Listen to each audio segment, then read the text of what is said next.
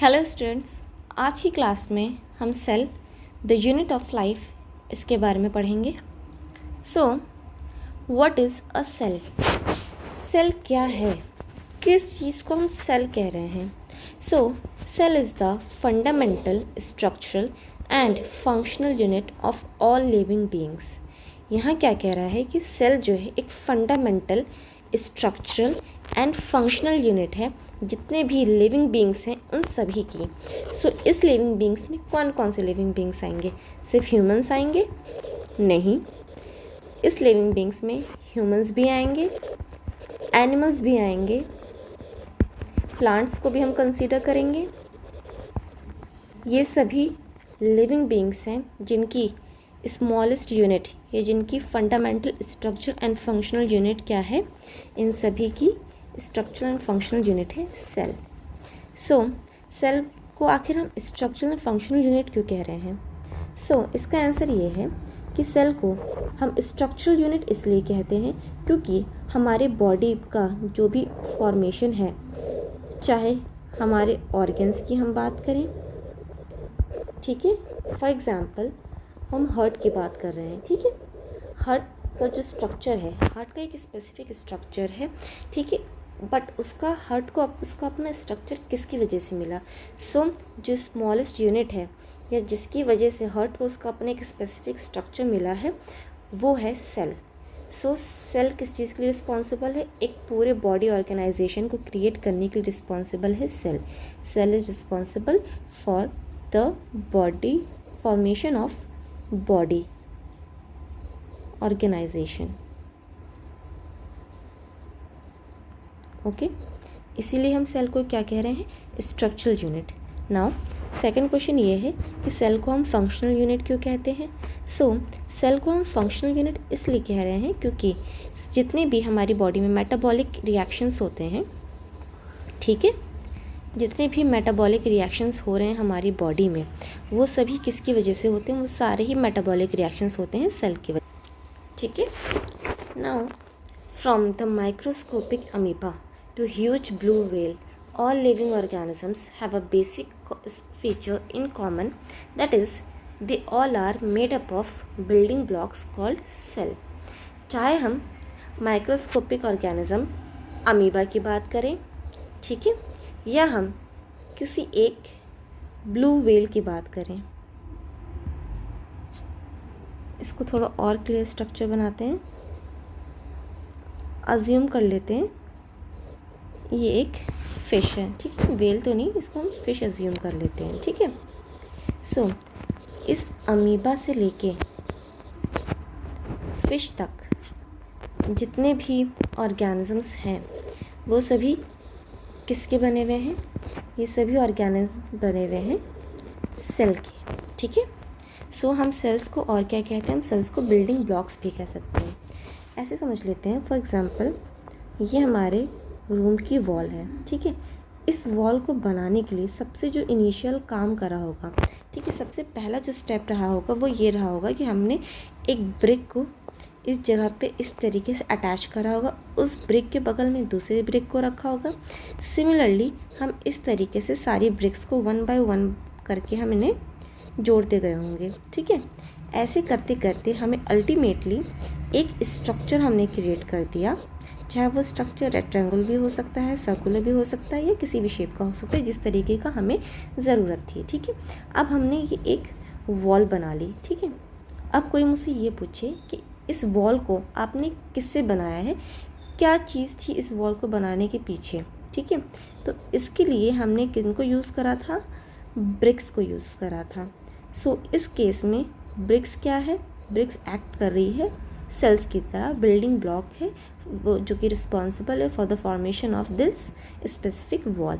इसी तरीके से किसी भी एनिमल के जो बॉडी फॉर्म है उसका, जिस तरीके से का भी उनका बॉडी स्ट्रक्चर है या ऑर्गन्स का स्ट्रक्चर है, उसके पीछे जो स्मॉलेस्ट यूनिट है, जो ब्रिक है, वो ब्रिक क्या है? सेल है, ठीक है। डिफरेंट ऑर्गन्स में डिफरेंट टाइप की सेल्स होती हैं, और जिस भी टाइप की सेल होगी, जो भी टाइप का ऑर्गन वो क्रिएट कर रही होगी, उसी स्पेसिफिक टाइप का वो सेल फंक्शन भी परफॉर्म कर रही होगी। Next, It is the smallest part of an organism which is capable of independent existence and performing the essential functions of life. किसी भी ऑर्गेनिज्म का जो स्मॉलेस्ट पार्ट है वो सेल है. सेल क्या है? सेल कैपेबल होती है इंडिपेंडेंट एग्जिस्टेंस, वो किसी पे भी डिपेंडेंट नहीं होती. सेल की जितनी एक्शंस परफॉर्म कर रही है वो उन सभी के लिए खुद ही रिस्पॉन्सिबल होती है. वो अपने सेल्फ हेल्प से ही अपने सारे फंक्शंस परफॉर्म करती है.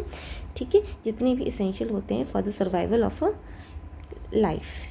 Next, cell arise from pre existing cell and every old cell is replaced by new cell. अब ये हमसे पूछा जाए कि सेल्स आ कहाँ से रही हैं. ठीक है, सेल्स को कोई बना रहा है या किस तरीके से सेल्स आ रही हैं.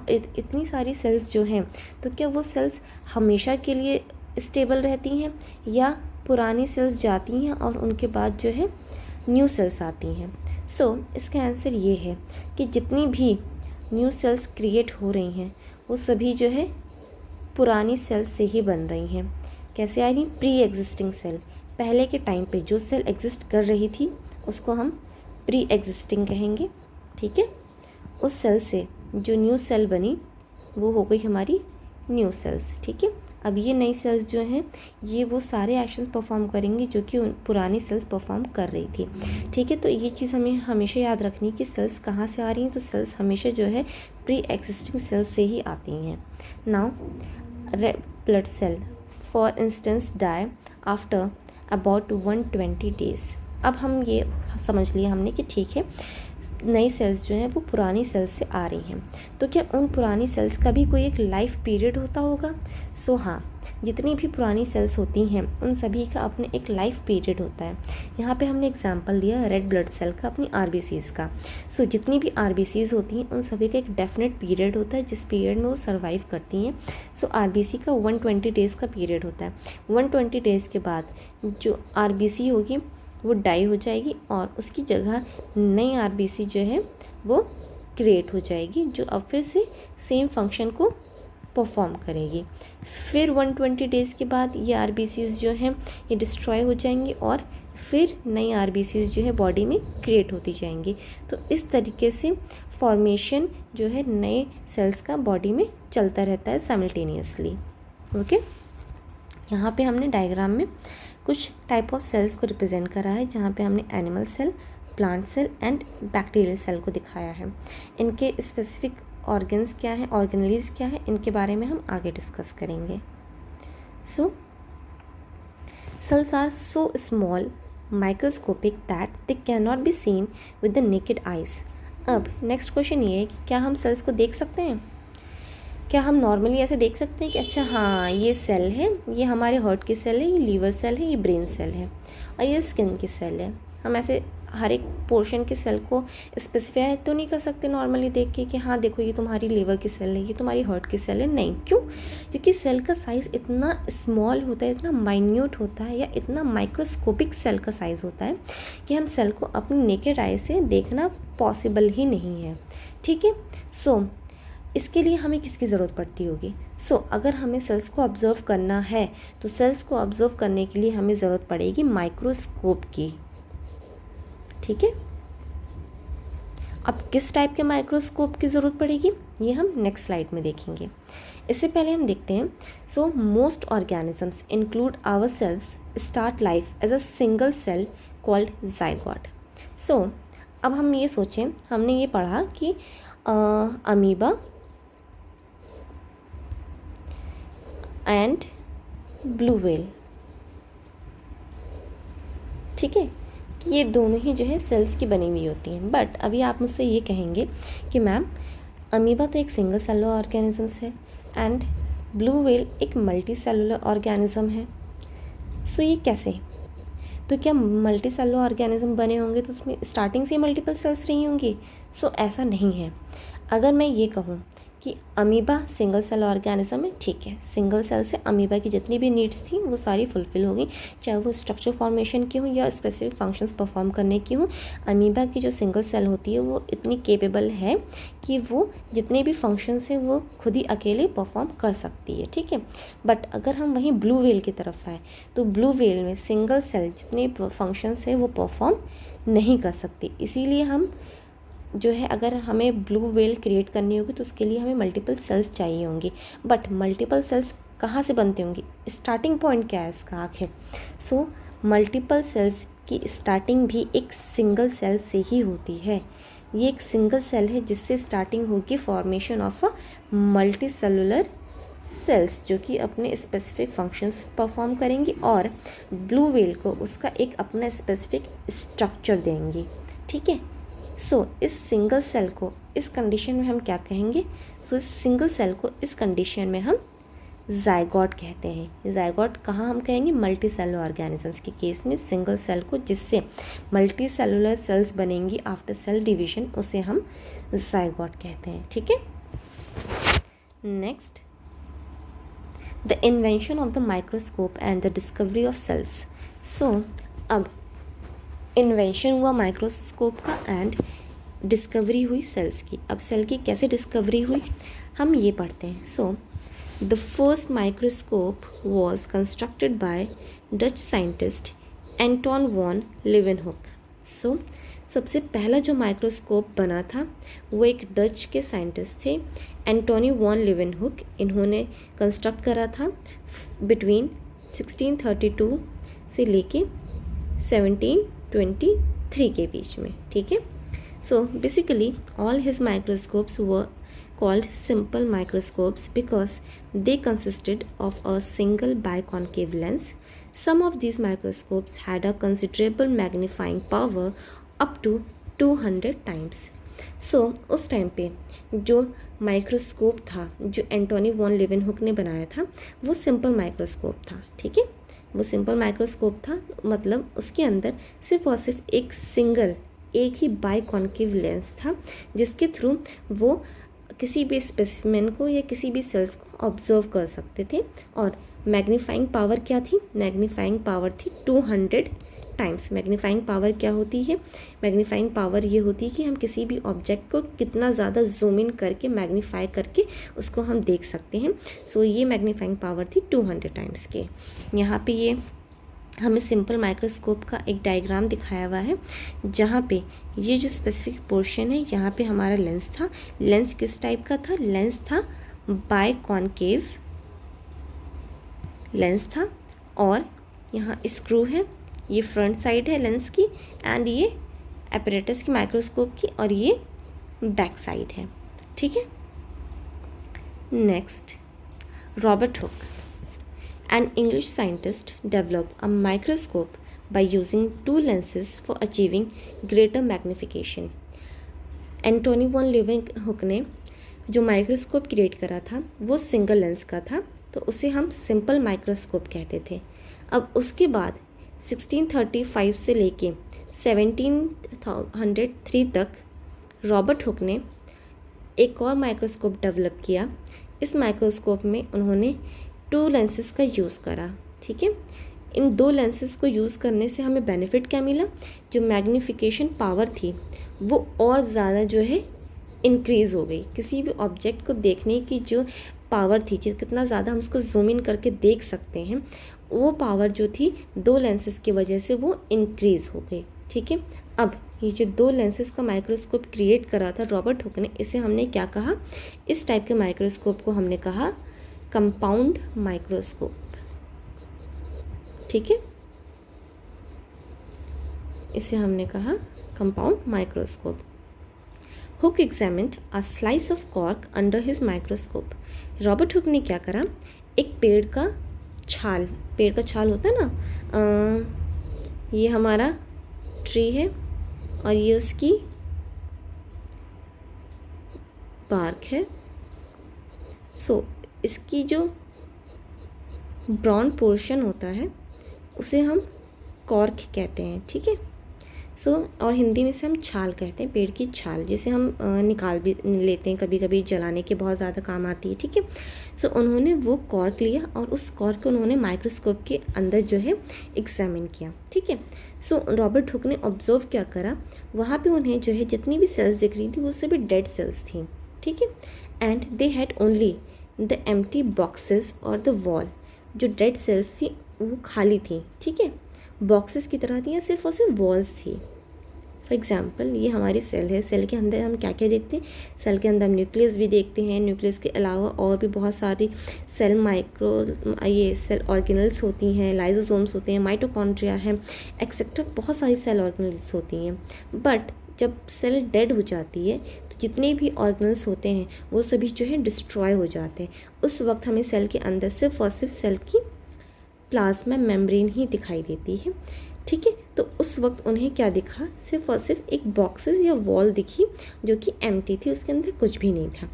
अब अगर एक क्वेश्चन और आता है जो ये पूछा जाता है नॉर्मली कि हम कैसे आइडेंटिफाई कर सकते हैं कि कोई सेल डेड है या लिविंग है। सो अगर कोई सेल लिविंग है तो उसमें हमें जो है साइटोप्लाज्मिक मूवमेंट दिखाई देता है, ठीक है, जिसके थ्रू हम ये आइडेंटिफाई कर सकते हैं कि अगर इस सेल में हमें साइटोप्लाज्म में सेल मेम्ब्रेन में मूवमेंट्स शो हो रहे हैं तो वो सेल लिविंग है, और अगर हमें किसी भी टाइप का सेल में मूवमेंट नहीं शो हो रहा है it means cell will be dead. So ये वो माइक्रोस्कोप था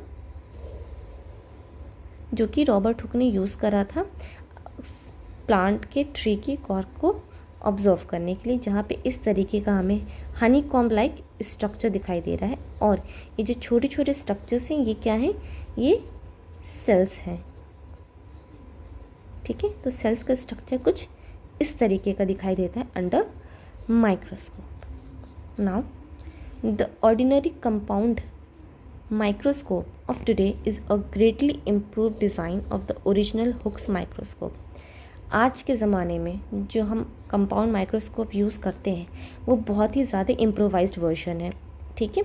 इस टाइम पे टेक्नोलॉजीज़ और ज़्यादा एडवांस हो गई हैं, हमें और ज़्यादा नॉलेज हो गई है कि हम किस तरीके से माइक्रोस्कोप्स को क्रिएट कर सकते हैं जिससे उनकी रिजोल्यूशन पावर और मैग्नीफिकेशन पावर और ज़्यादा इन्हांस हो और हम सेल को और डीपली जो है मेजर कर सकें, उसे हम एग्जामिन कर सकें, ठीक है। सो आज के ज़माने का जो कंपाउंड माइक्रोस्कोप है वो हमें कुछ इस टाइप का दिखता है, एंड रॉबर्ट हुक के टाइम का जो माइक्रोस्कोप था वो कुछ इस टाइप का था, ठीक है। सो इस माइक्रोस्कोप के अंदर क्या क्या है, यहाँ पे आईपीस है जहाँ से हम अपने ऑब्जेक्ट को एग्जामिन कर सकते हैं। इसे हम बॉडी ट्यूब कहते हैं। ये आर्म है जिसे आप रोटेट कर सकते हैं अपने अकॉर्डिंग। ये नोज पीस है। ये लोअर पावर ऑब्जेक्टिव लेंस है जिसके थ्रू आप जो ऑब्जेक्ट को देख सकते हैं, ठीक है। ये हाई पावर ऑब्जेक्टिव लेंस है। लेंसेज भी अलग अलग पावर के आते हैं, ये डिपेंड करता है कि हम कौन सी पावर को यूज़ करके ऑब्जेक्ट को किस तरीके से एनालाइज करना चाहते हैं। नेक्स्ट ये स्टेज क्लिप है। इस स्टेज क्लिप पे हम अपने स्पेसिमेन को रखते हैं फॉर ऑब्जर्वेशन, एंड इसे हम स्टेज कहते हैं जिसके ऊपर हमारा ऑब्जेक्ट रखा होता है। नाउ ये कोर एडजस्टमेंट है, इसके थ्रू हम एडजस्ट भी कर सकते हैं। ये फाइन एडजस्टमेंट है। ये लाइट सोर्स है, जहाँ पे लाइट सोर्स रखी होती है जो कि रिफ्लेक्ट करती है और हमें जो है अपने स्पेसिमेन की इमेज शो होती है, and this is the base of microscope. Next electron microscope. अभी हमने दो टाइप के माइक्रोस्कोप्स देखे थे। सबसे पहला था सिंपल माइक्रोस्कोप जो कि किसने क्रिएट करा था, वो क्रिएट करा था एंटोनी वॉन ल्यूवेनहुक ने। उसके बाद हमने देखा कंपाउंड माइक्रोस्कोप। कंपाउंड माइक्रोस्कोप में क्या इम्प्रोवाइजेशन आया था, वहाँ पे हम दो लेंसेज को यूज़ कर रहे थे, ठीक है, जो कि सबसे पहले क्रिएट करा था रॉबर्ट हुक ने। उसके बाद अब हमने उस कंपाउंड माइक्रोस्कोप को और ज़्यादा अच्छे तरीके से एडवांस फॉर्म में हमने उसे क्रिएट करा है। नेक्स्ट है electron microscope. So electron microscope क्या होता है, इलेक्ट्रॉन माइक्रोस्कोप की मैग्नीफिकेशन पावर जो होती है वो 2200,000 टाइम्स ग्रेटर होती है as compare to ordinary compound microscope, जो कि मैग्नीफाई कर सकता है किसी भी ऑब्जेक्ट को at maximum power of 200 times. किसी भी ऑब्जेक्ट को, फॉर एग्जांपल कंपाउंड माइक्रोस्कोप से हम ये देख सकते हैं कि हाँ, इस तरीके से किसी ऑब्जेक्ट में, किसी टिश्यू में सेल्स अरेंज हैं। बट अगर मुझे ये देखना है कि इस सेल के अंदर ये जो न्यूक्लियस है, इस न्यूक्लियस के अंदर न्यूक्लियोलस कहाँ पे है, क्रोमेटिन मटेरियल किस तरीके से हैं, राइबोसोम्स कहाँ हैं, तो अगर इतनी ज़्यादा डीप एनालिसिस मुझे करना है तो इस डीप एनालिसिस के लिए हम यूज़ करते हैं इलेक्ट्रॉन माइक्रोस्कोप्स को। ठीक है, यहाँ पे हमने ये इमेज भी दिखाई है इलेक्ट्रॉन माइक्रोस्कोप की। इलेक्ट्रॉन माइक्रोस्कोप हमारे जो नॉर्मल माइक्रोस्कोप्स होते हैं उनसे साइज़ में बहुत ज़्यादा बड़ा होता है। ठीक, अब नेक्स्ट है cell theory. So cell theory किसने दी थी? सो सेल थ्योरी दी मैथिस श्वान ने एंड थियोडर स्केल्डन ने in the year 1839। So according to Schwann and Schleiden theory, all animals and plants are made up of cells. जितने भी animals हैं और प्लांट्स हैं, चाहे एक स्मॉल प्लांट से लेके बिग ट्री हो, सभी किसके बने हुए हैं? ये सभी बने हुए हैं सेल्स के। सो सेल्स क्या कर रही है? Cells serve as the functional and structural unit of life. So सबसे पहले जो हमें सेल थ्योरी मिली थी, वो सेल थ्योरी क्या थी? वो सेल थ्योरी ये थी कि all animals and plants are made up of cell. जितने भी एनिमल्स एंड प्लांट्स हैं वो सभी सेल के बने हुए हैं, और सेल जो है वो फंक्शनल एंड स्ट्रक्चरल यूनिट है लाइफ की। इसके बाद रुडोल्फ विर्चो आए, जिन्होंने 1858 में एक एडिशन करा इस सेल थ्योरी में, और उनके अकॉर्डिंग ये एडिशन ये था कि all cells arise from pre existing cell. ठीक है, तो रुडोल्फ ने क्या करा, इन्होंने एक लाइन और ऐड कर दी इस सेल थ्योरी में कि जितनी भी सेल्स हैं वो सभी कहाँ से फॉर्म हो रही हैं? वो सभी फॉर्म हो रही हैं प्री एग्जिस्टिंग सेल से। जितनी भी पुरानी सेल्स हैं वो सभी डिस्ट्रॉय हो जाती हैं और नई सेल्स को वो क्रिएट करती हैं। ठीक है, इस तरीके से जो है नई सेल्स और ज़्यादा आती होती हैं। सो अब सेल थ्योरी हमारे पास 3 फॉर्म्स में हो गई थी। सबसे पहला ये था कि all organisms are made up of 1 और मोर सेल्स। जितने भी ऑर्गेनिजम्स हैं वो सभी एक और एक से ज़्यादा सेल्स के बने हुए हैं। नेक्स्ट ये था कि all cells come from pre existing cell. जितने भी सेल्स हैं वो सभी प्री एग्जिस्टिंग सेल्स से आए हैं। एंड थर्ड सेल थ्योरी ये है कि cell is the basic unit of structure and organisation that performs life function. Cell क्या है? ये structural and functional unit of life है। जितने भी एक लाइफ फॉर्म के अंदर स्ट्रक्चर्स क्रिएट होते हैं या फंक्शंस परफॉर्म होते हैं वो सभी होते हैं सेल्स की वजह से। ठीक है, तो ये 3 हमारी सेल थ्योरी जो आपको याद रखनी होंगी। नेक्स्ट है what does the cell theory means. ये सेल थ्योरी है क्या? पढ़ तो लिया हमने कि हाँ ठीक है, जो साइंटिस्ट थे उन्होंने ये 3 फॉर्म में सेल थ्योरीज दी थी। फर्स्ट ये थी कि जितने भी लाइफ फॉर्म्स हैं वो सभी एक या एक से ज़्यादा सेल्स की बनी हुई हैं। नेक्स्ट हमने ये पढ़ा कि सेल्स जो है वो प्री एग्जिस्टिंग सेल्स से आ रही हैं। एंड थर्ड हमने ये पढ़ा कि सेल जो है स्ट्रक्चरल फंक्शनल यूनिट है लाइफ की। बट सेल थ्योरी का मतलब क्या है ये तो हमने समझा ही नहीं। So let's take 2 examples, a plant such as mango and an animal such as frog. ठीक है, हमने 2 एग्जाम्पल्स ले लिए।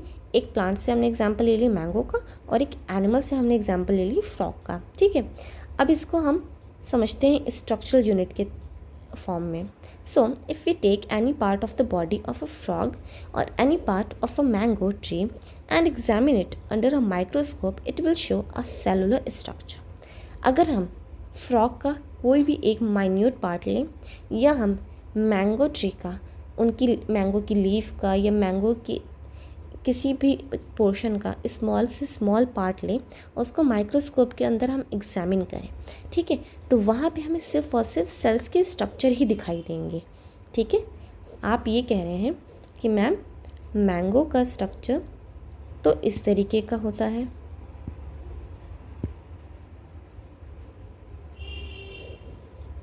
समथिंग लाइक दिस, मैंगो तो इस टाइप का होता है। ठीक है, सो इसमें तो हमें नहीं दिखाई दे रहा सेल का स्ट्रक्चर। ठीक है भाई, चलिए आपकी बात मान ली। अब मैंने क्या करा, इस मैंगो के इतने पार्ट को मैंने कट करा, कट करके इस पार्ट को मैंने जो माइक्रोस्कोप के अंदर ऑब्जर्व करा तो मैंने ये देखा, मुझे दिखना तो ऐसे ही चाहिए था, पार्ट जिस पोजीशन में मैंने उसे कट करा था मुझे वो वैसे ही दिखना चाहिए था। बट माइक्रोस्कोप के अंदर जब हमने देखा तो वहाँ पे इस तरीके का तो कोई पोर्शन ही नहीं था, वहाँ पे तो हमें इस तरीके के स्ट्रक्चर्स दिखाई दे रहे थे, बहुत सारे छोटे छोटे स्ट्रक्चर्स थे जो कि आपस में इस तरीके से अटैच थे, जैसे कि हनी कॉम्ब का स्ट्रक्चर होता है। ठीक है, तो इससे हमें ये समझ में आया कि अल्टीमेटली इतना बड़ा जो मैंगो है, या इतना बड़ा जो मैंगो ट्री है या उसके लीफ है, वो सभी बने हुए किसके हैं, उनकी जो सबसे स्मॉलेस्ट यूनिट है जिनको अटैच कर करके हमने इतना बड़ा स्ट्रक्चर क्रिएट करा है, वो अल्टीमेटली बने हुए हैं सेल्स के। ठीक है, तो सेल क्या हो गई, हमारी स्ट्रक्चरल यूनिट हो गई। ठीक है, नेक्स्ट इज सेल को हम फंक्शनल यूनिट क्यों कह रहे हैं। So any function in the body of the frog और in the mango tree is due to the activity in its cell. जितने भी फंक्शंस एक फ्रॉग की बॉडी में हो रहे हैं या एक मैंगो ट्री में हो रहे हैं, वो सभी किसकी वजह से हो रहे हैं, वो सभी हो रहे हैं सेल्स की वजह से। ठीक है, हमने कह दिया, बट इसका एक एग्जाम्पल लेके समझते हैं। So movement of the frog is due to the contraction of muscle cells. अब फ्रॉग के अंदर जितने भी मूवमेंट होते हैं, फ्रॉग क्या किस टाइप के मूवमेंट करता है, वो एक जगह से दूसरी जगह जंप कर रहा है। ठीक है, अब जब फ्रॉग एक जगह से दूसरी जगह जंप करता है तो आपने उसको ऑब्जर्व करा होगा, वो अपने पीछे वाले पैरों की तरफ एक प्रेशर क्रिएट करता है, उनको पुश करता है नीचे की तरफ, उसके बाद वो फॉरवर्ड डायरेक्शन में मूव करता है। सबसे पहले क्या करता है, फ्रॉग अपने पीछे वाले लेग्स पे बैकवर्ड फोर्स लगाता है, उसके बाद इस बैकवर्ड फोर्स की वजह से वो फॉरवर्ड की तरफ जो है वो जंप करता है। ठीक है, सो अब जब उसने फ्रॉग ने बैकवर्ड फोर्स लगाई होगी तो उसके जो पीछे वाले लेग्स हैं इनमें मसल कॉन्ट्रैक्शन हुआ होगा। ठीक है, मसल कॉन्ट्रैक्शन हुआ इनके बीच में। ठीक है, सो इस मसल कॉन्ट्रैक्शन की वजह से फ्रॉग ने क्या करा, उसने मूवमेंट करा। सो जब मसल कॉन्ट्रैक्ट हुई होंगी तो मसल्स किसकी बनी हुई है, मसल्स बनी हुई हैं सेल्स की, मतलब सेल्स ने वहाँ फंक्शन करा, इस वजह से वो फ्रॉग जो है एबल था कि वो मूव कर सके। अगर फ्रॉग के सेल्स इनएक्टिव होते, वो एक्टिव फॉर्म में नहीं होते, तो सेल्स में फ्रॉग के अंदर मसल कॉन्ट्रैक्शन नहीं होता। अगर मसल कॉन्ट्रैक्शन नहीं होता तो सेल जो है वो मूवमेंट नहीं कर पाता। ठीक है, next, in a mango tree, photosynthesis occur in the cell of a leaf. The root cell absorb water from the soil and so on. Mango trees में क्या हो रहा है, फोटोसिंथेसिस हो रहा है। फोटोसिंथेसिस हम क्या पढ़ते हैं, फोटोसिंथेसिस होता है लीफ में।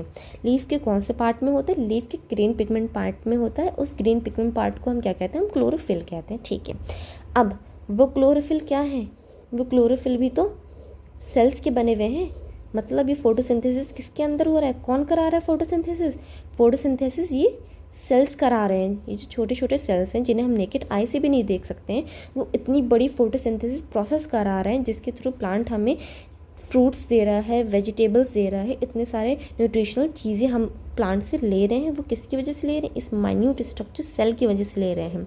ठीक है, नेक्स्ट रूट्स की हम बात करते हैं, प्लांट रूट्स की बात करते हैं। ठीक है, इस तरीके से प्लांट रूट्स हैं। बट सेम अगर मैं इस इतने छोटे से पार्टिकल को रूट के कट करके इसे माइक्रोस्कोप के अंदर देखूं तो वहाँ पे फिर से मुझे किस टाइप के स्ट्रक्चर दिखाई देगा, सेलुलर स्ट्रक्चर दिखाई देगा। तो सेल जो वाटर एब्जॉर्ब कर रही है वो किसकी हेल्प से कर रही है, किसकी वजह से कर रही है, रूट्स वाटर एब्जॉर्ब कर रही हैं तो सेल्स की वजह से कर रही हैं। इसी तरीके से और भी जो डिफरेंट टाइप के फंक्शंस होते हैं प्लांट के अंदर, वो भी किसकी वजह से हो रहे हैं, सेल्स की वजह से हो रहे हैं।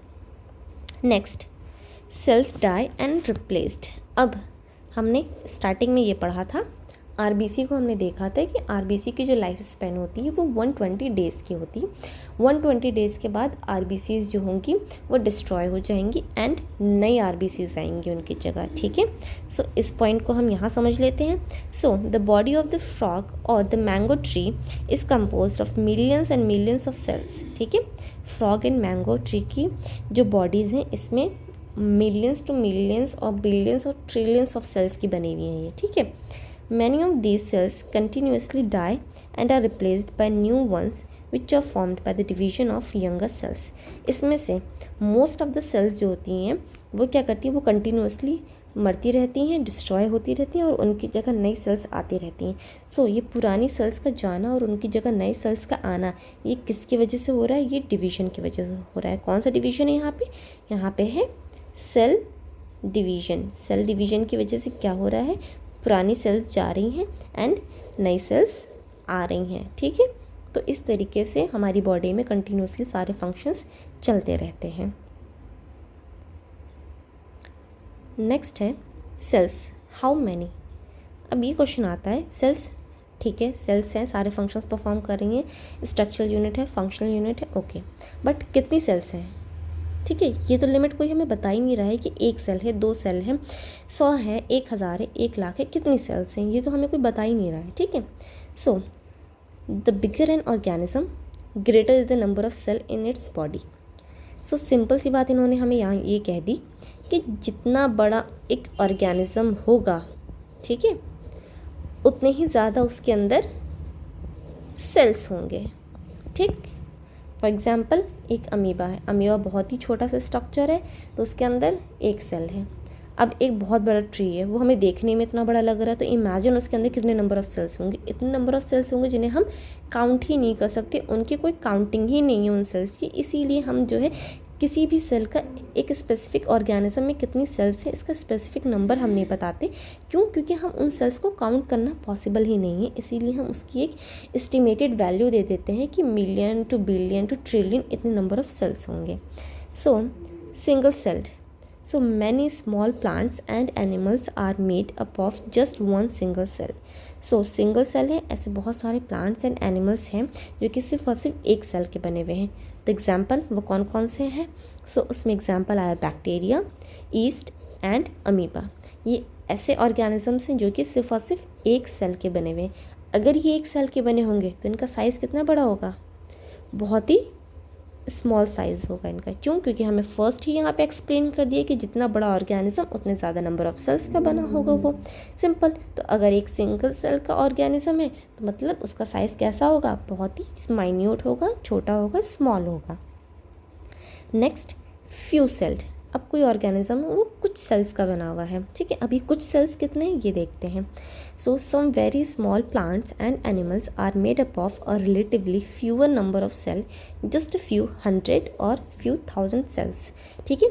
तो फ्यू सेल्स में हमने क्या पढ़ा? वो प्लांट्स एंड एनिमल्स ऐसे काफ़ी सारे हैं जो कि 100 से लेके 1000 नंबर ऑफ सेल्स तक वो बने हुए हैं, ठीक है।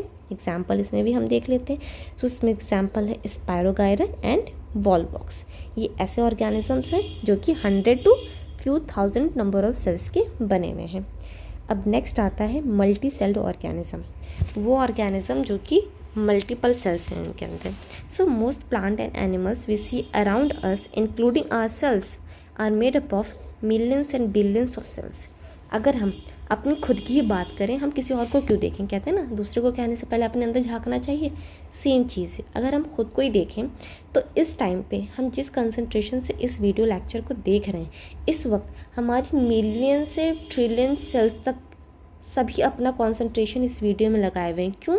क्योंकि हम कुछ नई चीज़ अपने अंदर अपने अंदर ले रहे हैं, कुछ हम नया इनहेल कर रहे हैं, ठीक है। तो यहाँ पे हमारी कितने नंबर ऑफ़ सेल्स होंगी हमारी बॉडी में? हमारी बॉडी में million to billion number of cells होंगी जिन्हें हम काउंट करना नेक्स्ट टू इम्पॉसिबल है। सो इसमें एग्जाम्पल हम कोई भी एग्जाम्पल ले सकते हैं। हम ह्यूमन बींग्स ले सकते हैं, मैंगो ट्री ले सकते हैं, हम फ्रॉग ले सकते हैं, कैट ले सकते हैं, डॉग ले सकते हैं, बनियान ट्री ले सकते हैं, रोज़ प्लांट ले सकते हैं।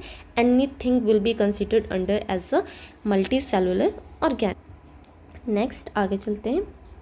An average-sized adult human constitute approximately 37.2 trillion cells in the whole body, 100 billion nerve cells in the human brain, and 4 to 6 million red blood cells and 7,000 white blood cells per cubic millimeter of blood। यहाँ क्या हमें data दिया गया है? हमें एक ये data दिया गया कि एक अडल्ट एवरेज साइज़ का जो ह्यूमन बीइंग है उसकी पूरी बॉडी में 37.2 ट्रिलियन सेल्स होती हैं।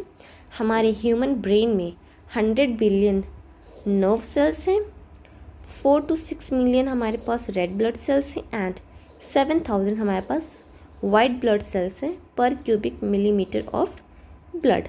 हर per cubic millimetre of blood में 7,000 वाइट ब्लड सेल्स होते। Okay, next is cells. How small? Cells कितनी स्मॉल हो सकती हैं? So cells are very small and are seen only with the microscope. So cells बहुत ही ज़्यादा स्मॉल होती हैं जिन्हें हम माइक्रोस्कोप की हेल्प से ही देख सकते हैं। हमने चैप्टर की स्टार्टिंग में ही ये चीज़ समझी थी। Next is smallest cell are the bacteria, red blood cell in human blood. So smallest cell जो है वो बैक्टीरिया है जिसका साइज़ 0.3 to 5.0 माइक्रोमीटर है। एंड ह्यूमन बॉडी में बात करें तो ह्यूमन बॉडी की जो स्मॉलेस्ट सेल है वो है रेड ब्लड सेल्स, RBCs हमारी, जिसका साइज़ है अबाउट 7 माइक्रोमीटर। ठीक है, सो बैक्टीरिया का साइज़ है 0.3 to 5.0 micrometre and red blood cells का साइज़ है 7 micrometre in human body. Longest cell कौन सी है? सो लॉन्गेस्ट सेल जो है वो है nerve cells and largest cell. यहाँ पे लॉन्गेस्ट एंड लार्जेस्ट में क्या डिफरेंस आपको समझना है। लॉन्गेस्ट में सबसे लंबी सेल कौन सी है, ठीक है, यहाँ पे साइज़ के अकॉर्डिंग हम बात कर रहे हैं कि सबसे लंबी सेल कौन सी है। सो सबसे लंबी सेल जो है वो हमारी नर्व सेल है। ठीक है, ये हमारे नर्व सेल का यहाँ पे स्ट्रक्चर ड्रॉ कर दिया है। ठीक है, ये हमारी नर्व सेल है, ये सबसे लॉन्गेस्ट सेल है। ठीक है, लॉन्गेस्ट हम इसे कह रहे हैं लेंथ वाइज में। Next is largest cell. अब सबसे बड़ी सेल कौन सी है? ठीक है, लॉन्गेस्ट हो गई, स्मॉलेस्ट हो गई, अब सबसे बड़ी सेल कौन सी है? सो जो largest cell are the birds egg. जो बर्ड्स के एग होते हैं, एग जो है वो लार्जेस्ट सेल हैं। क्यों? क्योंकि उस एग से ही अल्टीमेटली एक नया लिविंग ऑर्गेनिज्म क्रिएट होने वाला है, प्रोड्यूस होने वाला है। ठीक है, एक्चुअली में उस लार्जेस्ट सेल में जिसको हम बर्ड एग कह रहे हैं उसमें सेल कौन सा होता है? सो जो सेंटर में येलो स्फेरिकल पार्ट जो होता है जिसे हम एग यॉक कहते हैं, ठीक है, वो जो एग यॉक है वही लार्जेस्ट सेल है। ठीक है, ओके, अब हमने ये तो कह दी लार्जेस्ट सेल जो है वो बर्ड्स एग है। अब कौन सी बर्ड का एग वाकई में जो लार्जेस्ट सेल होता है, क्योंकि डिफरेंट टाइप की बर्ड्स होती हैं जहाँ पे उनके एग का जो साइज़ होता है वो डिफरेंट होता है। सो लार्जेस्ट जो बर्ड एग है वो है ऑस्ट्रिच।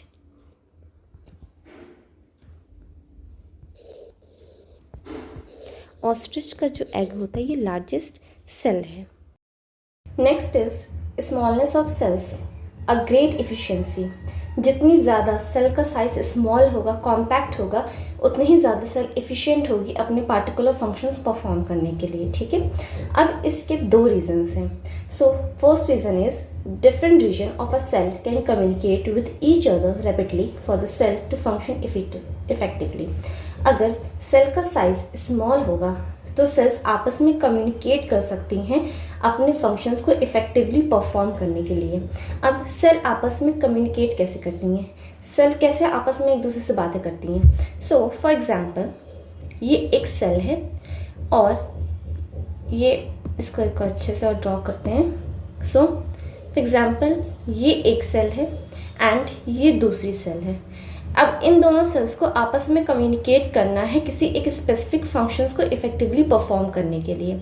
उसके लिए सेल्स आपस में एक दूसरे को सिग्नल्स ट्रांसफ़र करती हैं। सिग्नल जो ट्रांसफ़र होता है सेल्स के बीच में वो होता है थ्रू मॉलिक्यूल्स। फॉर एग्जांपल इस सेल ने इस मॉलिक्यूल को ट्रांसफ़र करा इस सेल के पास। अब इस सेल के ऊपर कुछ स्पेसिफिक रिसेप्टर्स प्रेजेंट होते हैं जो इस सिग्नल को सेल के साइटोप्लाज्म में ट्रांसफ़र करते हैं एंड ये न्यूक्लियस के पास जाता है जहाँ पे जो भी इंफॉर्मेशन होती है इस मॉलिक्यूल के पास वो इस न्यूक्लियस के पास आ जाती है और सेल उसी टाइप से फंक्शंस परफॉर्म करने लगती है। तो जो ट्रांसफ़र होता है मॉलिक्यूल्स का एक सेल से दूसरे सेल की तरफ, तो इसी को हम सेल कम्युनिकेशन कहते हैं या सेल सिग्नलिंग कहते हैं। ठीक है, इसी को हमने सेल कम्युनिकेशन कह दिया। Next is cells have a large surface area by volume ratio for greater diffusion of substance in and out of the cell. cells का जो surface area by volume जो है ये बहुत ही large होता है। ठीक है, surface area by volume। ठीक है, तो इससे क्या होगा, जो डिफ्यूजन की जो प्रोसेस होती है वो बहुत ही ईजी हो जाती है। सेल क्या करती है, सेल बहुत ही ईजिली बाहर से किसी भी स्पेसिफिक मॉलिक्यूल को अंदर एंट्री प्रोवाइड करती है एंड अपने किसी भी मॉलिक्यूल को सेल से बाहर जाने के लिए भी उसको परमिशन देती है। ठीक है, तो ये दो स्पेसिफिक रीजंस हैं जो कि ये इजीली डिस्क्राइब कर देते हैं, एक्सप्लेन कर देते हैं कि सेल का जो साइज है वो इतना छोटा है तो उससे हमें क्या बेनिफिट्स मिलेंगे। सो पहला बेनिफिट ये है कि कम्युनिकेशन ईजी हो जाती है दो नियर बाय सेल्स के बीच में। सेकेंड ये था कि सेल का large surface area by volume ratio है, जिसकी वजह से ग्रेटर नंबर ऑफ डिफ्यूजन होगा सब्सटेंस का सेल के अंदर या सेल से बाहर। Next is small size of a cell presents a large surface area by volume ratio। अब ये है कि सेल तो इतनी छोटी है, स्मॉल साइज की है कि हम उसे नेकेड आई से भी नहीं देख सकते, तो उसका सरफेस एरिया बाय वॉल्यूम का रेशियो इतना लार्ज कैसे आ रहा है। So the large surface area relative to volume of the cell ensures greater diffusion of nutrients into the cell, metabolic waste from the interior to outside of the cell, respiratory gases that is oxygen into the cell and carbon dioxide out of the cell। So यहाँ पे क्या हमें benefits मिल रहा है, ये है कि diffusion जो है न्यूट्रिएंट्स का, डिफ्यूजन मतलब अंदर से बाहर आना या बाहर से अंदर जाना सेल के सरफेस से। ठीक है, तो वो बहुत इजी हो जाता है। या सेल के अंदर जो मेटाबॉलिक वेस्ट है, सेल उस मेटाबॉलिक वेस्ट को भी इजीली अपने से बाहर निकाल देती है अपने आउटर इन्वायरमेंट में। और रेस्पिरेटरी गैसेस जैसे कि ऑक्सीजन को सेल जो है अपने अंदर लेती है एंड कार्बन डाइऑक्साइड को सेल बाहर निकाल देती है। तो ये जो एक्सचेंज है ये बहुत ईजी हो जाता है। Any damage to the cell can be easily repaired, और सेल को अगर किसी भी टाइप का डैमेज हो रहा है तो उस डैमेज को भी सेल इजीली रिकवर कर लेती है। डैमेज कैसा डैमेज हो सकता है, फॉर एग्जांपल ये सेल की जो सेल मेम्ब्रेन थी वो यहाँ से डिस्टर्ब हो गई, ब्रेक हो गई, तो सेल जो है स्मॉल साइज होने की वजह से वो इजीली इस डैमेज को रिपेयर कर सकती है। अब हम ये समझते हैं कि सेल का साइज तो इतना छोटा है, ठीक है, आप ये कह रहे हैं कि सेल का साइज बहुत ही माइन्यूट होता है, तो उसका सरफेस एरिया बाय वॉल्यूम का रेशियो इतना बड़ा कैसे है। सो फॉर एग्जाम्पल एक सेल हमने लिया, ये सर्कुलर शेप में है, एंड एक सेल हमने ये लिया जिसमें हमने काफ़ी सारे फोल्ड्स क्रिएट कर दिए। ओके, सो अब इन दोनों के बीच में अगर हम कंपेयर करें कि सरफेस एरिया बाय वॉल्यूम किसका बड़ा है, सो साइज तो दोनों का सेम है, ठीक है, but surface area by volume इस सेल का सबसे ज़्यादा ग्रेटर होगा। क्यों? क्योंकि यहाँ पे हमने बहुत सारे फोल्ड्स क्रिएट करे। फोल्ड्स क्रिएट करने की वजह से क्या हुआ, इस सेल को और ज़्यादा स्पेस मिला यूटिलाइजेशन के लिए। इसी तरीके से हमारी सेल्स के अंदर बहुत सारे हमने क्या कर दी हैं, ऑर्गेनलीज क्रिएट कर दी हैं, और ये सभी ऑर्गेनलीज अपने अपने फंक्शंस जो है बहुत ही इफेक्टिवली परफॉर्म करती हैं। फॉर एग्जांपल अगर हम माइटोकॉन्ड्रिया की बात करें, सो माइटोकॉन्ड्रिया का क्या काम है, उसका काम है, माइटोकॉन्ड्रिया का काम है एटीपी रिलीज करना, ठीक है, रेस्पिरेशन करना। तो यहाँ पे माइटोकॉन्ड्रिया अपना स्पेसिफिक फंक्शन बहुत ही इजीली परफॉर्म कर रही है। यहाँ हमने कहा कि ये राइबोसोम है, सो राइबोसोम का क्या काम है, राइबोसोम का काम है प्रोटीन सिंथेसिस करना। सो राइबोसोम अपना काम बहुत इफेक्टिवली कर रहा है। नेक्स्ट हमने कहा एंडोप्लाज्मिक रेटिकुलम। एंडोप्लाज्मिक रेटिकुलम का क्या काम है, एंडोप्लाज्मिक रेटिकुलम का भी काम है प्रोटीन, लिपिड्स, इनको सिंथेसिस करना, फिर इनको सेल की एक पोर्शन से दूसरे पोर्शन पे ट्रांसपोर्ट करना। सो ये ट्रांसपोर्टेशन का काम जो है ये एंडोप्लाज्मिक रेटिकुलम भी बहुत अच्छे से कर रहा है। सो ऐसा क्यों? क्योंकि सेल ने अपने अंदर काफ़ी सारे सेल ऑर्गेनलीज क्रिएट कर दी जिनमें मल्टीपल फोल्ड्स थे। फोल्ड्स की वजह से क्या हुआ, उसका सरफेस एरिया बाय वॉल्यूम बहुत बड़ा हो गया। अब इस बड़ा होने की वजह से डिफरेंट ऑर्गन्स अपने फंक्शंस कर रहे हैं। तो एक कॉम्पैक्ट छोटे से सेल्स के अंदर जितने भी एसेंशियल फंक्शंस होने तो वो सारे ही फंक्शंस परफॉर्म हो रहे हैं बिसाइड इट्स स्मॉल साइज। ठीक है, सो ये है surface area by volume ratio. Next is cell shape to suit functional requirement. अब सेल का शेप किस टाइप का है, ठीक है, तो ऐसा नहीं है कि सेल का कोई एक डेफिनेट शेप है कि हाँ सेल जो है सिर्फ और सिर्फ सर्कुलर होगी या सेल सिर्फ और सिर्फ क्यूबॉइडल होगी, ठीक है, ऐसी कोई बात नहीं है कि सेल का एक फिक्स शेप है। सेल का जो शेप है वो डिपेंड करता है कि सेल को फंक्शन किस टाइप का करना है, ठीक है, जिस टाइप का उस सेल को फंक्शन करना होगा सेम उसी टाइप का सेल जो है अपना शेप भी क्रिएट कर लेती है। फॉर एग्जाम्पल अगर हम अपने नर्व सेल्स की बात करें, सो नर्व सेल्स को भी हमने प्रीवियस स्लाइड्स में देखा था कि नर्व सेल जो है वो हमारी लॉन्गेस्ट सेल है, ठीक है। तो उसका शेप जो है नर्व सेल्स का डिफरेंट होता है। क्यों? क्योंकि उस सेल को काम करना है, सिग्नल्स को ट्रांसफर करना, इम्पल्स का काम करना होता है। एक जगह से सिग्नल ट्रांसफर करती है दूसरी जगह पे। तो इस बेसिस पे उसने अपने सेल्स के शेप को डिफरेंट तरीके से मॉडिफाई करा हुआ है। अगर उसी तरीके से हम एपिथेलियल सेल्स की बात करें तो एपिथेलियल सेल्स का कुछ सेल्स का साइज जो है वो क्यूबॉइडल होता है, कुछ क्यूब शेप की होती हैं और कुछ जो है वो कॉलमनर शेप की होती हैं। ऐसा क्यों? क्योंकि जिस जगह पे जिस भी ऑर्गन में उनकी पोजीशन होती है, जो भी उन्हें फंक्शन परफॉर्म करना होता है, उसी के अकॉर्डिंग अपना शेप भी डिसाइड करती हैं। Cells very differently in shape. Cells का डिफरेंट शेप होता है। दीज में बी डिस्क लाइक भी हो सकता है, पॉलीगोनल भी हो सकता है, टेट्रायंगल भी हो सकता है, क्यूबॉइडल भी हो सकता है, थ्रेड लाइक भी हो सकता है, एंड सेल्स ब्रांच्ड और इवन इरेगुलर शेप की भी हो सकती हैं। अगर कोई ये कह रहा है कि सेल का एक स्पेसिफिक शेप है तो ये गलत है। क्यों? क्योंकि किसी भी सेल का एक स्पेसिफिक शेप नहीं होता।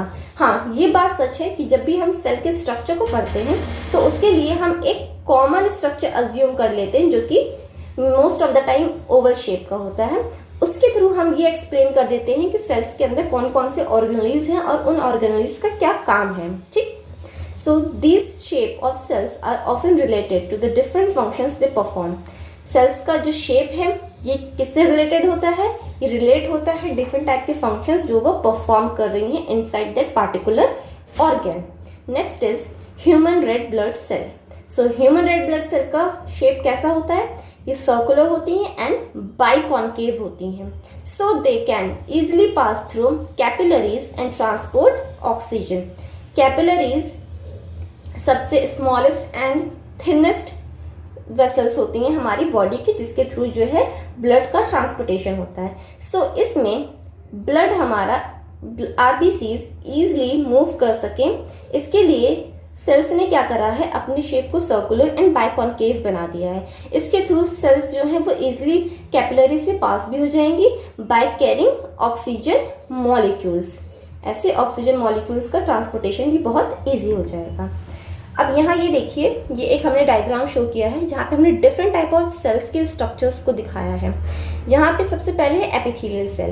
एपिथेलियल सेल्स में ये क्यूबॉइडल सेल्स हैं, ये कॉलमनर सेल्स हैं, ये प्लानर सेल्स हैं। ये डिफरेंट तरीके की सेल्स है according to the functions they perform. इसी तरीके से यहाँ रेड ब्लड सेल्स के भी, ह्यूमन ब्लड सेल्स के भी डिफरेंट टाइप के हमने सेल्स के स्ट्रक्चर्स दिखाए हैं।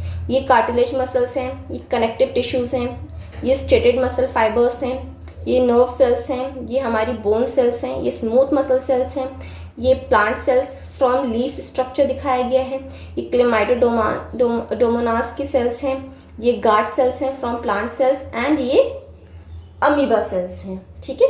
डिफरेंट तरीके के जो फंक्शंस वो परफॉर्म करेंगे उसी तरीके का उनका खुद का स्ट्रक्चर भी होगा।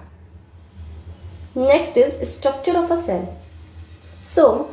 Various kinds of cells show special difference, yet they all show a basic structural plan which is dealt under the term generalized cell. हमने अभी यही पढ़ा कि डिफरेंट टाइप की सेल्स होती हैं, उनके डिफरेंट फंक्शंस होते हैं, डिफरेंट उनका स्ट्रक्चर होता है। बट एक जनरलाइज सेल का स्ट्रक्चर हम अज्यूम करते हैं जिसके बेसिस पे हम एक्सप्लेन करते हैं सेल के डिफरेंट फंक्शंस को और उसमें जो डिफरेंट ऑर्गेनेल्स होती हैं उनके फंक्शंस को एंड शेप को। A generalize cell consist of 3 essential parts. एक जो जनरलाइज सेल है, कॉमन सेल है, उसमें 3 एसेंशियल पार्ट्स होते हैं। सबसे पहले सेल मेम्ब्रेन। सेल मेम्ब्रेन को हम प्लाज्मा मेम्ब्रेन भी कहते हैं। Next is nucleus and the third is cytoplasm. सबसे पहले हम cell membrane and cell wall देखेंगे, ये क्या होती हैं। Each cell is surrounded by a cell membrane और प्लाज्मा मेम्ब्रेन। जितनी भी सेल्स हैं, अभी हम किसी भी स्पेसिफिक सेल की बात नहीं कर रहे, जितनी भी टाइप की सेल्स हमारी बॉडी में एग्जिस्ट करती हैं उन सभी सेल के पास सेल मेम्ब्रेन और प्लाज्मा मेम्ब्रेन होती हैं। ठीक है, उसी से ये सराउंडेड होती हैं। The cell membrane is living and have fine pores through which substance may enter और leave the cell. Cell membrane जो है ये लिविंग होती हैं एंड इनमें बहुत सारे छोटे छोटे पोर्स होते हैं। ये पोर्स किस लिए हैं सेल मेम्ब्रेन में? ये पोर्स हैं ताकि सेल सब्सटेंस को ट्रांसफर कर सके, उनका ट्रांसपोर्टेशन कर सके इन एंड आउटसाइड। ठीक है, अंदर से बाहर सेल अपने मॉलिक्यूल्स का ट्रांसफर कर सके इन पोर्स के थ्रू, इसलिए सेल वॉल में या सेल मेम्ब्रेन में पोर्स प्रेजेंट होते हैं। It is composed of lipoprotein. Cell membrane या प्लाज्मा मेम्ब्रेन किसकी बनी हुई होती हैं? सो ये बनी हुई होती है लिपोप्रोटीन की। The permeability of the cell membrane is selective, that is, it allows only certain substance to pass through while it prevents other. Cell membrane कैसे ही परमिएबल है, ये परमिएबिलिटी प्रोवाइड कराती है। ये परमिएबिलिटी क्या होता है? सो सेल मेम्ब्रेन पार्टिकुलर किसी भी स्पेसिफिक टाइप के मॉलिक्यूल को अपने अंदर आने देती है और अपने अंदर से, अपने साइटोप्लाज्म से पार्टिकुलर साइज के मॉलिक्यूल को वो बाहर जाने देती है। ठीक है, सो इस तरीके से हम ये कहते हैं कि सेल जो है वो सेलेक्टिवली परमिएबल है। सेलेक्टिवली परमिएबल क्यों कह रहे हैं? क्योंकि सेल का जो पोर साइज होता है ये एक स्पेसिफिक साइज का होता है। फॉर एग्जांपल सेल का पोर साइज है 10⁻⁻² mm। ठीक है, तो अब इस साइज के जितने भी मॉलिक्यूल्स या पार्टिकल्स होंगे सिर्फ और सिर्फ वही इस पोर्स के थ्रू, सेल मेम्ब्रेन के थ्रू सेल के साइटोप्लाज्म में भी आ सकते हैं एंड सेल के साइटोप्लाज्म से सेल के आउटर एनवायरनमेंट में भी जा सकते हैं। इसीलिए हम ये कहते हैं कि सेल मेम्ब्रेन जो होती है वो सेलेक्टिवली परमिएबल होती है। Plant cell have a cell wall surrounding the cell membrane. The cell wall is made up of cellulose, a non-living substance. अब प्लांट सेल्स की बात करें तो प्लांट सेल्स में सेल मेम्ब्रेन के अलावा एक और मेम्ब्रेन होती है, एक और वॉल होती है जिसे हम सेल वॉल कहते हैं। ठीक है, तो अगर हम एज्यूम करेंगे एक प्लांट सेल है तो प्लांट सेल में जो सबसे आउटर मोस्ट लेयर होगी, कवरिंग होगी, वो होगी सेल वॉल की। उसके बाद सेल मेम्ब्रेन या प्लाज्मा मेम्ब्रेन की लाइनिंग होती है। ये सेल वॉल किसकी बनी हुई है? सेल वॉल बनी हुई है सेलुलोज की एंड सेलुलोज एक नॉन लिविंग सब्सटेंस है। The cell wall gives shape and a certain degree of rigidity to the cell without interfering with the functions of the cell membrane. Cell wall क्या करता है? Cell wall cell को एक specific shape provide कराता है and rigidity provide कराता है cell को without interfering with the functions of the cell wall. Cell wall क्या कर रहा है? सेल वॉल सेल को उसका शेप और इसकी रिजिडिटी प्रोवाइड करा रहा है और ये फंक्शंस परफॉर्म करने के दौरान सेल वॉल सेल मेम्ब्रेन के किसी भी स्पेसिफिक फंक्शन में इंटरफेयर नहीं कर रही है।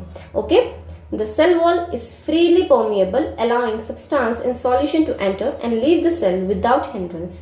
सेल मेम्ब्रेन में हमने ये पढ़ा कि सेल मेम्ब्रेन सेलेक्टिवली परमिएबल होती है। वो सेलेक्टिव पार्टिकल्स को ही सेल के अंदर आने की परमिशन देगी या सेल से बाहर जाने की परमिशन देगी। But in case of cell wall कैसी है? ये फ्रीली परमिएबल है, मतलब ये हर टाइप के पार्टिकल्स को, सब्सटेंस को सेल के अंदर आने देती है और सेल से बाहर जाने देती है। इसके पास किसी भी तरीके की लिमिटेशन नहीं है कि आपको एक स्पेसिफिक साइज होना चाहिए तभी आप सेल्स के अंदर आ सकते हैं।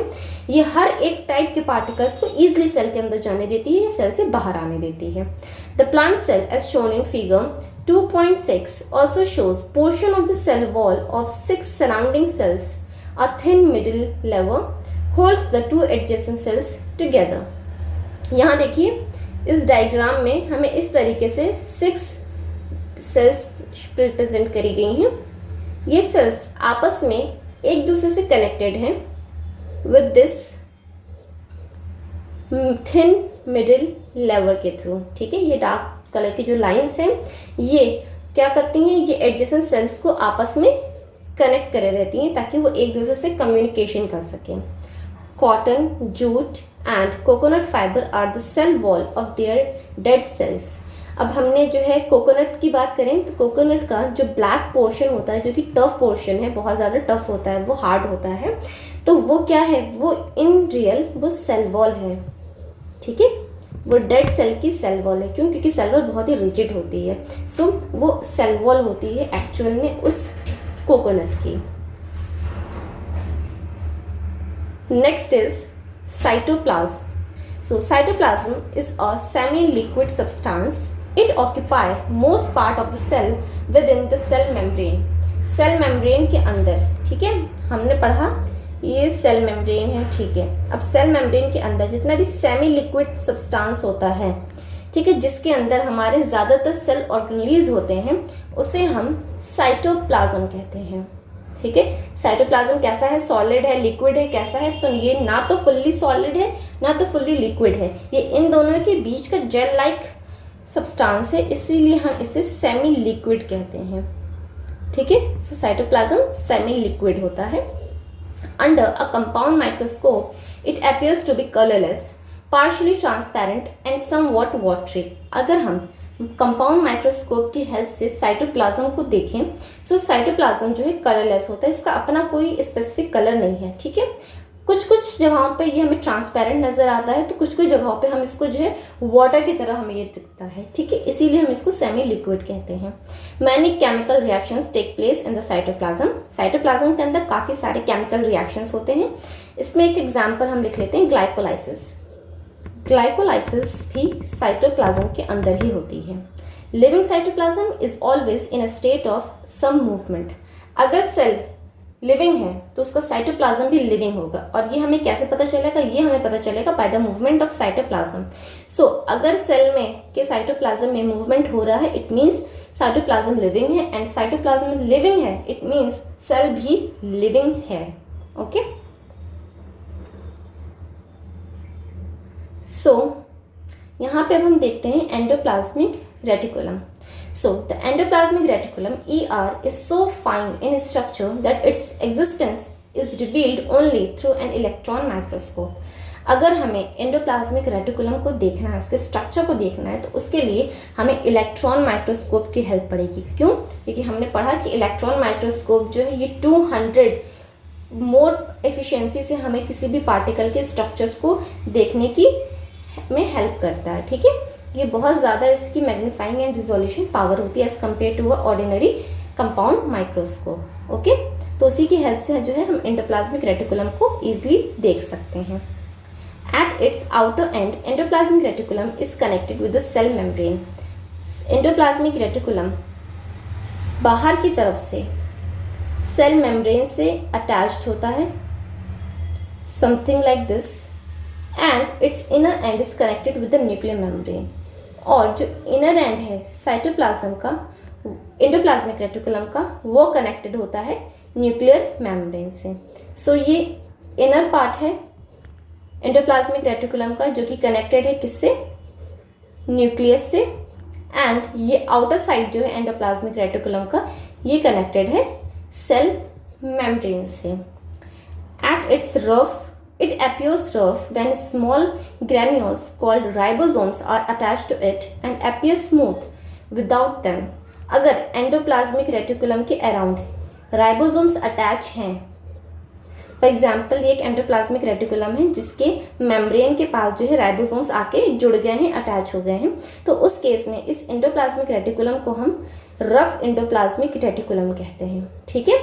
अगर एंडोप्लाज्मिक के मेम्ब्रेन के अराउंड कोई भी राइबोसोम स्ट्रक्चर आके नहीं अटैच हुआ है, उस केस में इस टाइप के एंडोप्लाज्मिक रेटिकुलम को हम स्मूथ एंडोप्लाज्मिक रेटिकुलम कहते हैं। It forms the supporting framework of the cell. Endoplasmic reticulum का क्या काम है, ये सेल को उसका सपोर्टिंग फ्रेमवर्क प्रोवाइड कराता है, and also serve as the path for the distribution of materials from one part of the cell to the other. And second किस में हेल्प कर रहा है एंडोप्लाज्मिक रेटिकुलम, सेकेंड ये हेल्प कर रहा है ये मटेरियल के डिस्ट्रीब्यूशन में, ट्रांसपोर्टेशन में, सेल के एक पार्ट से दूसरे पार्ट में। तो सिंपली ये कह सकते हैं help in transportation,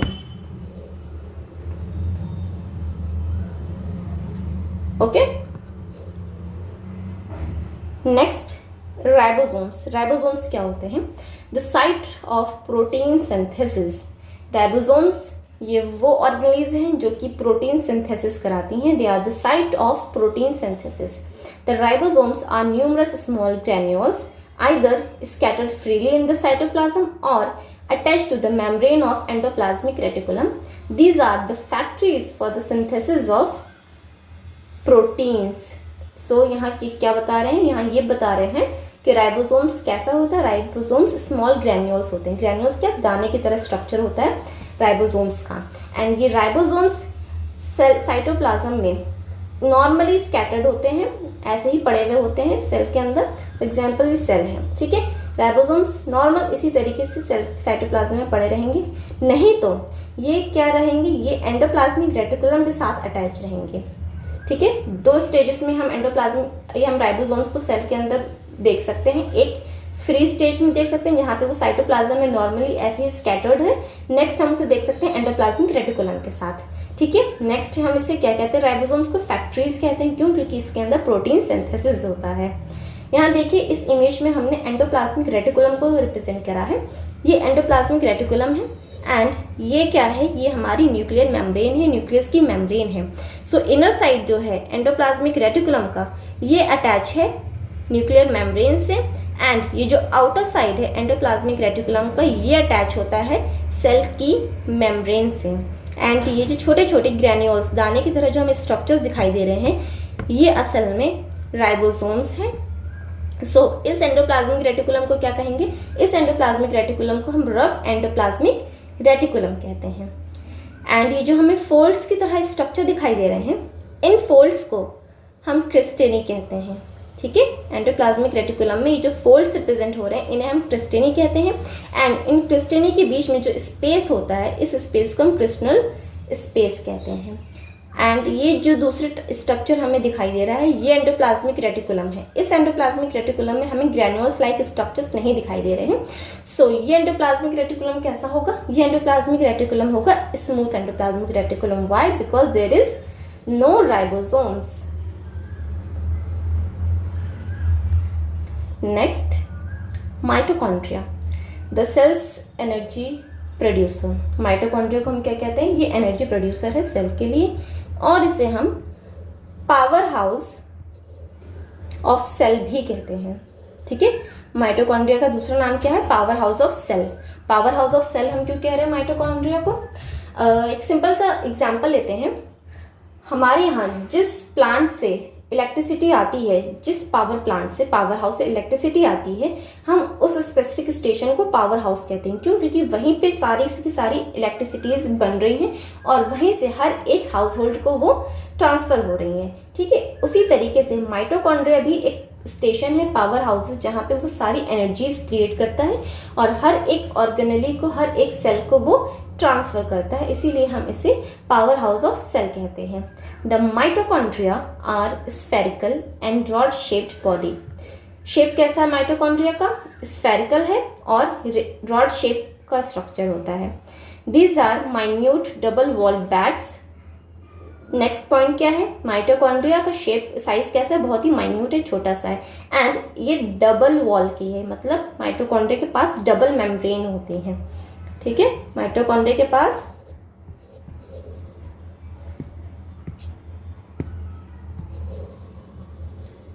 double membranes present होती हैं with the inner wall produce into finger like process projecting inward, जिसे हम क्रिस्टी कहते हैं। And mitochondria are the site where cell respiration occur to release energy. Mitochondria के अंदर cell respiration होता है ताकि एनर्जी रिलीज हो। एनर्जी किस फॉर्म में रिलीज होती है, सो एनर्जी रिलीज होती है in the form of ATP। ATP का फुल फॉर्म क्या है, adenosine triphosphate, and is used in various metabolic functions of the cell and in turn of the body. Because they store ATP, mitochondria are called powerhouse of the cell. Mitochondria contain their own DNA which can replicate. And एक line और इसमें हम add कर सकते हैं कि mitochondria के पास अपना DNA तो होता ही है, बट माइटोकॉन्ड्रिया के पास अपना राइबोसोम्स भी होते हैं।